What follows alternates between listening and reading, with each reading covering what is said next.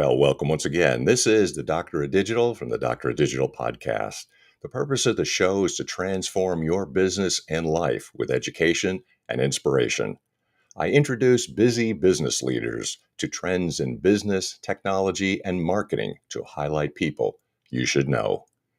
Feeling overwhelmed by today's constant outrage and division?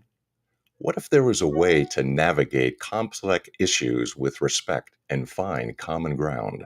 Today's guest, author of the book Deep Tradeoffs, Finding Balance and Respect in a Polarized, Angry World, promises just that. This book, packed with over 300 quotes and written in a relatable style, explores the unavoidable conflicts in our values and beliefs. Deep Tradeoffs delves into how we can approach these situations with respect and understanding, even when we disagree. Guiding us through this crucial conversation is my guest, a seasoned leader with a remarkable career. He boasts a background spanning CEO roles in startups and turnarounds, along with experience at Procter and Gamble in consumer marketing.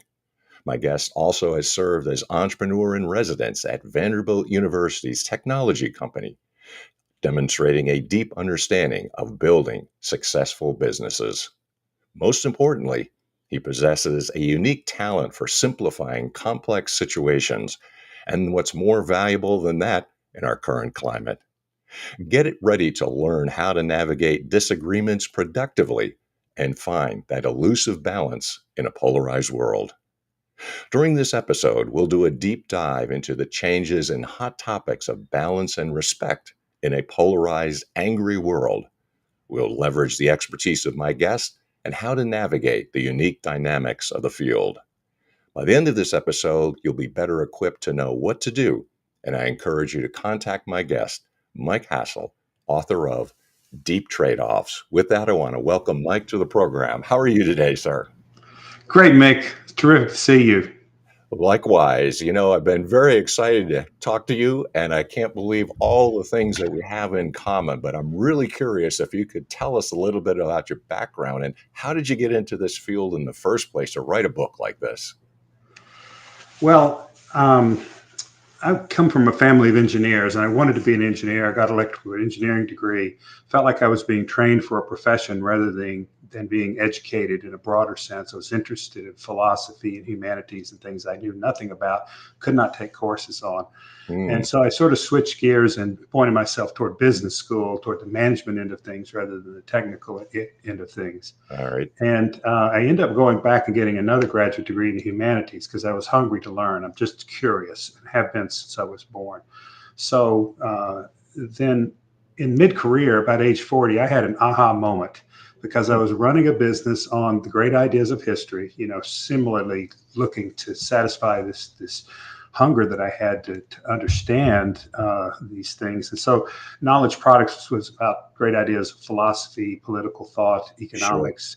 Sure. And we did one on moral problems of our age. And in working on that, I had this aha moment that, hey, all that I'm trained to do is not suited to solving these problems. Right. Because there's not an answer to a moral problem. These are competing values, both of which cannot be realized, but they have to be balanced and managed and interconnected and interwoven in a skillful way. So I've spent the last 25 years since that observing more examples of trade-offs.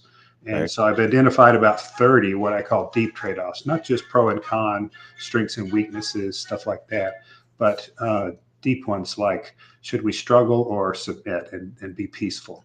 Right? Should we live in our imagination or in physical reality? Should we search for liberty or equality? Wow. Those two complete. If you're going to be more equal, you've got to quash liberty. So there's a bunch of these that I'm looking forward to talking with you about some of them. Yeah, I can't even think of a more appropriate topic than what you're addressing here, because if you want to see a polarized, angry world, we are in it. But now that it's been quite a while, it's been some time. Could you tell us a little bit about the changes that you have seen over the last several decades or so? Well, when I got out of business school, FedEx was new. CNN was new. Mm. Microcomputers weren't really happening yet. Wi-Fi was a decade or two into the future. So, it's like that old story about getting children to sit down and look at a dial-up phone, or, this floppy disk into a computer. Uh, our technology for connecting with people has just completely transformed the way we operate. And I haven't spoken yet of iPhones, and all of the benefits and problems that that's bringing to us. Mm. You're back to a deep trade-off that almost any of these things has a good side and a bad side. We're living kind of with the bad side of some of the social effects of social media and what it's doing to young teenage girls and things like that. I think there's more to come in controlling the harm that comes from impressionable, especially girls, that are hurt by rejection and trolling and things like that. So none of that existed. I mean, we call people on the phone. Email didn't exist when I was in college. So, we keep learning, we keep changing, and those are the most important changes that come to mind, but it's not all of them. Yeah, there are probably some topics that they'd say were hot topics because with the introduction of the iPhone, I always say, we have these tracking devices now too because we have phones and everybody's carrying them. So there are some things like that. Could you address some of the topics that you had mentioned and maybe other things as well that you think are appropriate and related to the book? Yeah, are you talking about in terms of trade-offs? Yes. Yeah. Yeah. I choose three of them for the first volume. I have in mind that there may be as many as 8 volumes of this, but the three Oh. that I deal with initially are peace and struggle, imagination and reality, Mm. and honesty and deception. Now, the reason I chose those is that peace and struggle kind of underlies everything. Are we going to resist and object and challenge, and hold accountable, and all of that kind of business? Or are we going to forgive and reconcile and be settled? Striving is not peaceful, and so we all claim we want peace, but we want peace on our terms. Mm. We could get the polarization done right now if people would just resign and do it the other guy's way. But people are not going to do that. They want things to Right. be True. aligned with their values. And so, an example is, I'm quite big on liberty. I believe in the founder's vision of a country that was run based on people's conscience, Sure. and now we have politics that are trying to control the excesses of that, and are very big on equality and accountability, blaming people for things that their ancestors did. Hmm. And there's a clear imbalance in that. One of the other things that comes to mind is we look to science for solutions to this, and science can't solve it. Yeah. Back to my aha moment. You can't reconcile the problems of abortion by some formula. There's duty not to harm. There's duty, respect for law, respect for autonomy, with people making their own decisions. Those things have to be reduced or increased in some measure that we can't seem to agree on. But that's the challenge, is this balance. It's not finding a scientific answer that's going to trump everyone and get us to a universal solution. Yeah, absolutely. The idea of peace is interesting. It reminds me of what they said about the Romans, right? So the Romans would conquer and destroy somewhere, and then they called it peace, because Yes. it's one-sided. It's not really Yeah. peace. It just means the Romans dominated people. So, Yeah, it's arrested conflict. I have one quote from a blogger who says, "We don't have peace; we just have arrested conflict for temporary periods of time." yeah, Yeah, there's I, something to that. I talk about honesty and deception. Everybody thinks they're for truth, and it's one of their highest values. Being genuine and authentic and truthful, but it's not our highest value. Survival is more important. We will lie in order to survive. You Right? know, the gentlest mother will attack somebody if their children are threatened. Right. So peace is not a highest value. But particularly back on the one about honesty, when people are dominated, they're generally going to resist oppression and will lie in order to avoid it. They'll lie in order to avoid harm. If somebody's going to hurt my family, I'll lie to them if I can stop it. Sure. Yeah, there's one of those famous examples, Dietrich Bonhoeffer, the Lutheran theologian talked about, well, what would you do if the Nazis come to your door? Like, where you lie to protect people? Well, of course you're going to lie. You're not Sure. going to Yeah. reveal them, right? Yeah. That's the classic example. But if you look at it carefully, we're deceiving all the time, including ourselves, about how good we are, how successful we are, how likely we are to succeed in what we're doing right now. Adam Smith said this: if we didn't misjudge that, there's a lot of things you never get out of starting blocks because the risks are pretty high. Absolutely. I chose to be an entrepreneur because I didn't want to get to the end and regret that I didn't try. I'd rather have tried and failed. Hmm. And so I was biased toward taking risks, and good thing because I failed plenty of times.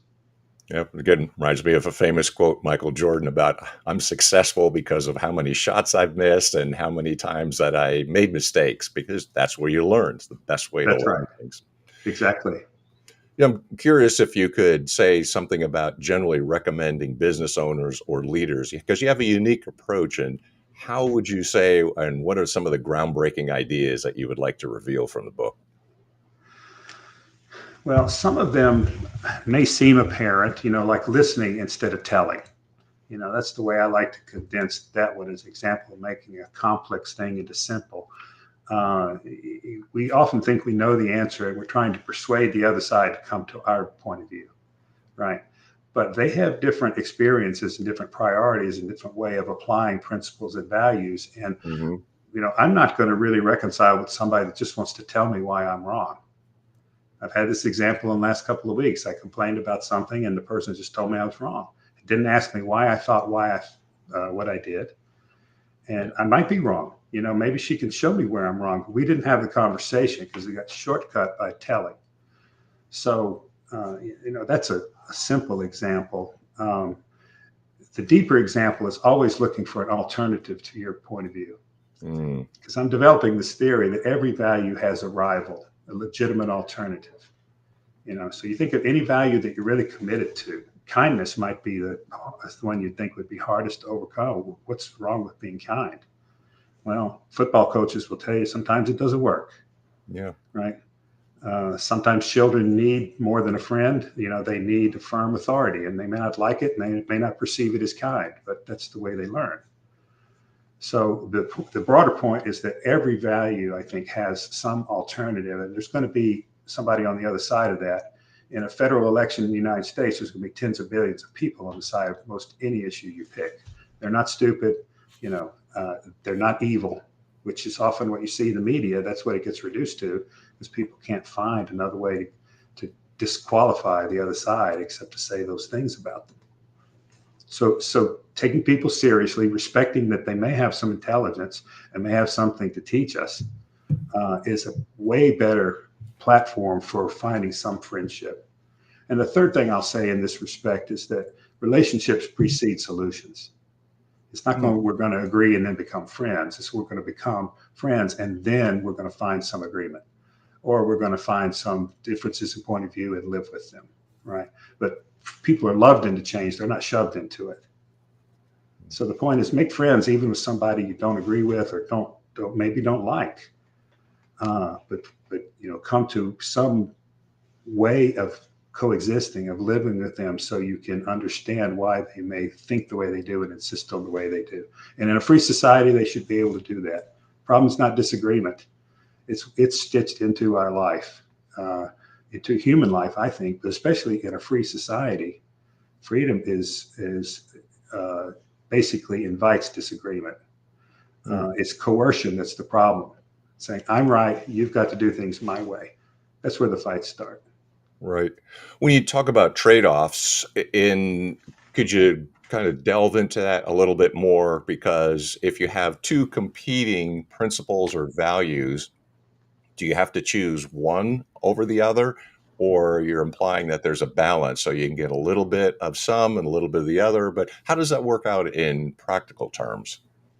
I like to think of it in terms of management. They're both things you need to do, and you need to mix and match in an appropriate combination.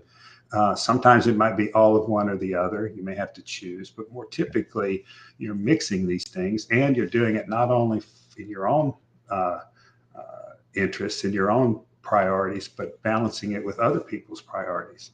You have a family that doesn't like sports, and you're watching TV sports all day long. This is going to produce problems. They're not wrong, right? This is a trivial example, but I guess what I'm trying to say is that I think it turns out to be a mixture, and these things can never be reconciled. That's why they're deep trade-offs. They're not scientific solutions where we're going to come to a point of view that A is the solution, B is wrong. They're both right in different degrees. That's got all kinds of consequences. And I have a quote from a philosopher that says, all truths are half truths. Mm. They're probabilistic, and they apply in some situations and not others. So when we begin to think this way, we begin to be a little bit more humble that we've got it right. So we've got it right in part, but there are places where our rightness doesn't work, and we need to hear from others who are better critics of it than we're going to be. It always sounds to resonate with so many things. Like famous quote or a common quote is, truth is a hard deer to hunt. It's a Native American expression. I go, yeah, it's really true. When a lot of us are younger, we think it's all black and white. And as you get older, you go, there's a lot more gray in there than I ever thought. Are you thinking about the book in terms of applying to any particular field, or is it general, or what would you say? Because you mentioned even relationships too. This is on the level of personal relationships and family relationships as well. I think one of the fascinating things about it is that it's so broad and it can be applied, Okay. So, my dream would be this ends up being like chicken soup for the soul. And you have one for business, and you have one for religion, and you have one for nonprofits, and because they all have their own versions of these kind of problems, and you could apply them in a specific way. Mm-hmm. I don't plan to do that myself because I don't think I can live long enough to write all of that out. But it's an interesting prospect if we ever get there. My interest is in expanding from the 3 I've talked about in volume 1 to the 30 that I've already been thinking about and collecting quotes about and finding ways to articulate. These things are generally beneath our immediate awareness. We're dealing with them all the time, but we're not necessarily conscious of them. So one of my friends called this kind of a call to consciousness. It's not that we don't know this, but we're not dealing with it and not quite accepting that there's this rivalry. One thing I just flew across my mind a second ago is we have people trying to shut down other people's speech because it's false. Well, we just talked about the elusiveness of truth. Who am I to say that it's false, right? And this is a disease in our culture that we're not even willing to listen to somebody to see why they think what they think is true. It's the reason in the law, you don't prosecute liars. Yeah. There's certain forms of libel and things like that, but generally it's up to the person hearing to judge what's true or not, and not go to the police and say, he told me a fib, put him in jail. It's not illegal. Because he may think it's true, right? His truth is not my truth. So, here you get into absolute truth versus relative truth, and people fight again over that. In the end, truths are tentative. Even scientific truths get overruled. No question. That's exactly what I was thinking. It's Thomas Kuhn, the paradigm shift, because science is not fixed. It's constant revision. And there are times that say, well, there's an entire paradigm shift because the whole universe has changed based on new scientific knowledge. So you have to be open to things, even things that seem very strange and even heretical, because there may be something to that. And the example of that I talk about in Deep Tradeoffs in the book is Isaac Newton discovered gravity and force equal mass times acceleration. It works great for normal frames of references that people live on the surface of the earth. It does not work at cosmological scale. Yeah. Einstein had different formulas that changed the notion of gravity at that scale. It does not work at subatomic scale. And so we've increased our field of vision. Newton couldn't see the outer reaches of the universe like we can, nor the atom. So he wasn't wrong. He's still not wrong for the frame of reference he was talking about. But we see new things and we develop new rules for it. And who knows what we haven't seen yet. So these truths are never ultimate and permanent. With your background, I'm wondering if you could say something about what is your expertise and how do you apply this to maybe business or life or society for that matter. But what kind of actionable tips could you provide? When I was writing this and sharing it with others, I often got the question, what do I do with this? Yeah. Now I'm made aware of this in a little better way. So I wrote a fourth chapter that's got about 100, things taken from other people about how to deal with disagreement. One really good one is to just use the simple phrase, have you considered?